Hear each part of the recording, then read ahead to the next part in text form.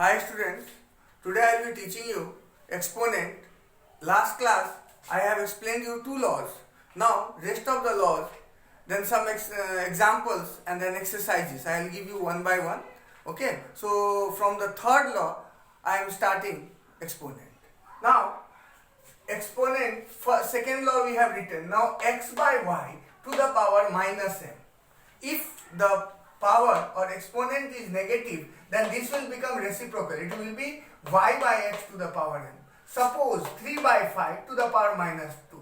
It will become 5 by 3 to the power 2. Now 5 by 3 to the power 2 means it is 5 by 3 into 5 by 3. It will be 25 by 9. The answer will be 25 by 9. Now 7 to the power minus 3. Now what is the reciprocal of 7? 1 by 7. So it will be 1 by 7 into 1 by 7 into 1 by 7. It will be 1 by 343. इसी तरह से हम देखेंगे अगला law, x by y to the power minus 1. यहाँ भी minus m था, यहाँ m की जगह क्या हो गया? माइनस 1. तो माइनस 1 हो गया तो फिर ये रेसिप्रोकल होगा. It will be the reciprocal. It will be y by x to the power n. 1. Now power 1 means only one time. x by y by x को अगर हम एक ही बार मल्टीप्लाई करेंगे तो क्या आएगा? y by x ही आएगा. तो ये y by x हो गया. Now 5 by 6 to the power minus 1. It will be 6 by 5 to the power 1. That will be 6 by 5. Now the fifth law, x by y to the power m whole to the power n. x by y का power क्या है? m. और उसका power क्या है? पूरा का power m. तो इसमें क्या होगा? x by y whole to the power m into n. For example, 2 by 3 whole to the power 2. Then and whole to the power 4. It will be 2 by 3, 2 into 4. That will be 2 by 3 to the power 2 4 जा 8. Suppose इसको हम और आगे दिखाना चाहते हैं तो ये 2 by 3 ऐसी कैसे हो गया? 2 by 3 whole to the power 2 to the power, मैंने लिखा था to the power 4. तो ये कैसे हो गया? 2 by 3 कितना बार होगा? 4 बार. 2 by 3 into 2 by 3 whole to the power 2 whole to the power 2 into 2 by 3 whole to the power 2 into 2 by 3 whole to the power 2. कितना बार था? ये 2 by 3 whole to the power 2 कितना बार था? 4 बार. तो मैंने 4 बार लिखा. अब ये 2 by 3 मतलब क्या हो गया? 2 by 3 into 2 by 3 into 2 by 3 into 2 by 3 into 2 by 3 into 2 by 3 1 2 3 4 5 6 7 into 2 by 3 into 2 by 3. इसके लिए 2 बार, इसके लिए 2 बार, इसके लिए 2 बार, फिर इसके लिए 2 बार. तो कितना हो गया? 2 by 3 कितना बार हो गया? 8 बार. तो 2 by 3 whole to the power 8 हो गया.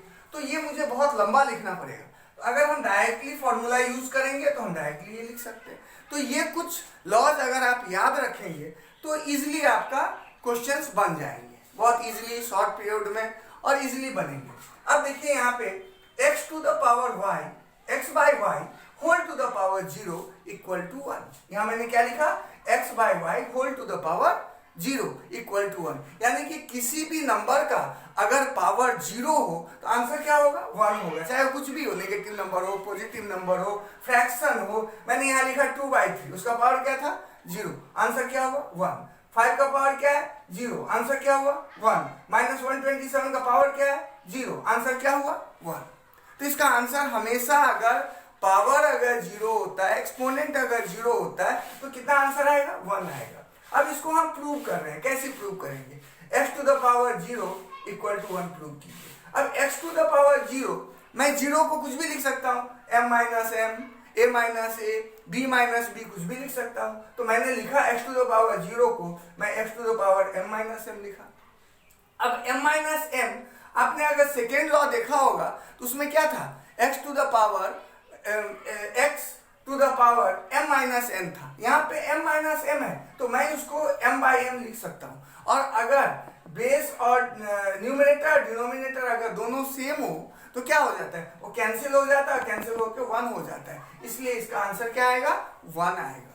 फिर x to the power m equals to x to the power n. अगर x to the power m और x to the power n है तो mn के बराबर होना जरूरी है। इसको लेके हम कुछ प्रॉब्लम्स में ये जो मेरा लॉ है ये जो है ये हमको दूसरे प्रॉब्लम बनाने में हेल्प करेंगे, इसलिए इसको याद रखिएगा। ये लॉज याद करने के बाद ही हम आगे कर सकते हैं। अब आगे आपको मैं कुछ एग्जांपल्स बताऊंगा। आपको जो मैंने लॉज लिखाया था उस लॉज को यूज करके मैं कुछ एग्जांपल सॉल्व करके आपको मैं दिखा रहा हूं। और ये क्लास 7 और 8 दोनों के बुक से एग्जांपल्स लिए गए हैं। फिर मैं आपको कुछ चैप्टर्स का जो है वो भी आपको इस पे मैं डाल दूंगा क्वेश्चंस, जो आप घर पे बैठ के सॉल्व करेंगे। अगर नहीं हो पाया तो वो आप टिक करके रखेंगे, जितना हो जाएगा उतना करेंगे, और जो नहीं होगा तो बाद में हम लोग उसको डिस्कस कर लेंगे। जब हम फेस टू फेस होंगे तो कुछ क्वेश्चंस हम आपको बता देंगे जो डाउट्स रहेगा। अभी देखिए, जैसे मान लीजिए हमको पावर नोटेशन में लिखना है 5/7, 5/7, 5/7, 5/7। 5/7 कितना बार है? 4 बार। तो हम क्या लिख देंगे? 5/7 टू द पावर 4। अगर आपने ऐसे लिखा 5/7 टू द पावर 4 तो ये गलत हो जाएगा। ये क्या होगा? ये गलत हो जाएगा। क्यों? इसका मतलब सिर्फ 5 का पावर 4 है, 7 का नहीं है। अगर ये इस तरह से लिखेंगे तो ब्रैकेट डालना मस्ट है, बिना ब्रैकेट का लिखेंगे तो दैट विल बी रॉन्ग। खाली 5 का पावर 4 होगा, 7 का नहीं होगा, इसलिए आप ऐसे ही लिखेंगे। यहाँ पे -32/243 दिया हुआ है। अब इसका पावर नोटेशन में लिखना है तो मैंने इसको क्या कर लिया? Prime factorisation.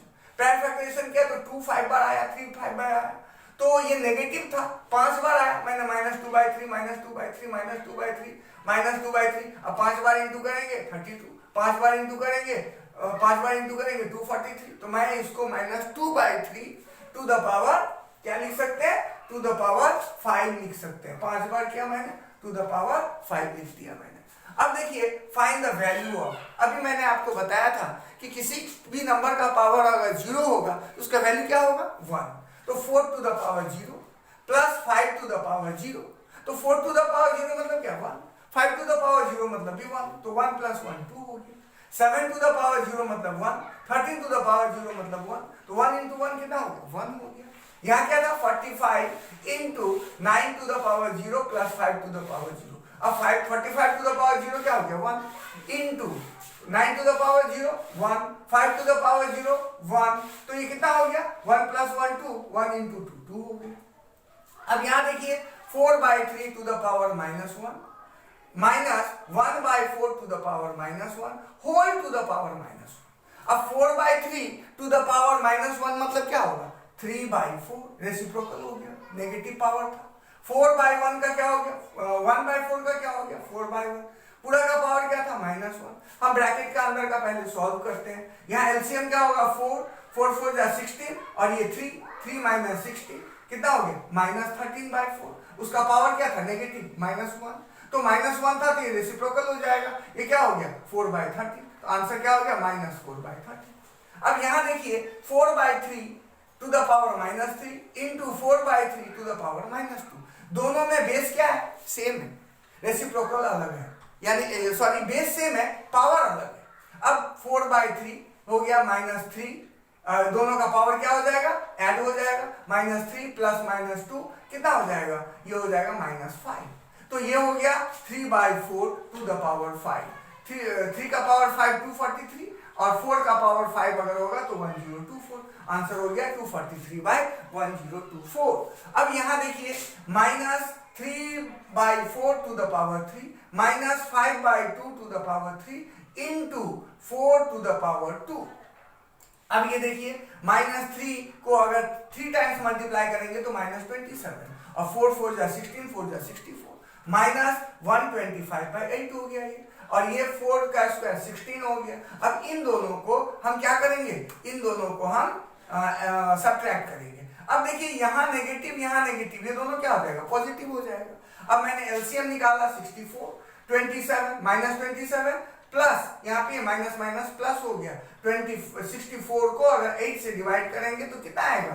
5 और 8 से डिवाइड करेंगे 64 को तो कितना आएगा? 8 और -125 + 125 से इंटू करेंगे तो 1000। तो ये कितना हो गया 900, इन दोनों को माइनस करेंगे, ये क्योंकि ये पॉजिटिव वाला बड़ा है, 973/64, और यहाँ पे इंटू 16 था, यहाँ क्या था इंटू 16, तो ये कितना हो गया, ये 16, ये आ गया 16 4 जा 64 कट गया, तो ये 973/4, the answer is 973/4 is the answer.